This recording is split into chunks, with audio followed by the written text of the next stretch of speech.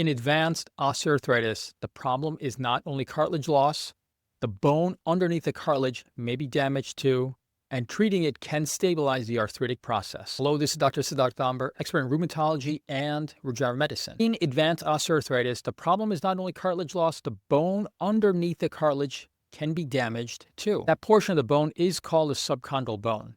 Subchondral simply means underneath the cartilage. As cartilage gets thinner, the bone underneath it takes more stress. That bone can become irritated, inflamed, swollen, and painful. On MRI, this may show up as bone marrow edema or bone marrow lesions. In addition, the cartilage itself does not have very good blood flow.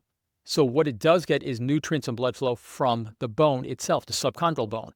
So if the subchondral bone is damaged, it can lead to progressive more damage in the cartilage itself also. So on MRI, you'll sometimes see bone marrow edema or bone marrow lesions, swelling in the subchondral bone.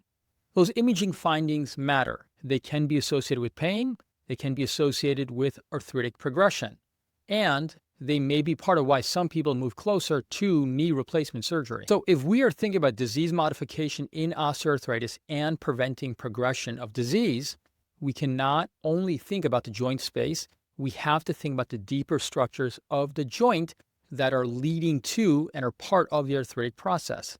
And this is where bone marrow concentrate can be involved and helpful in a more advanced way. In appropriate patients, bone marrow concentrate can be used to treat the subchondral bone. The goal is to treat the irritated and damaged bone underneath the cartilage. And by treating that deeper structure, the hope is to support the joint, preserve remaining cartilage, reduce pain, and slow progression. Research from Dr. Philippe Hernigue from France has shown that using bone marrow concentrate to treat the subchondral bone in knee osteoarthritis can help prevent progression to knee replacement surgery better than treating the joint alone.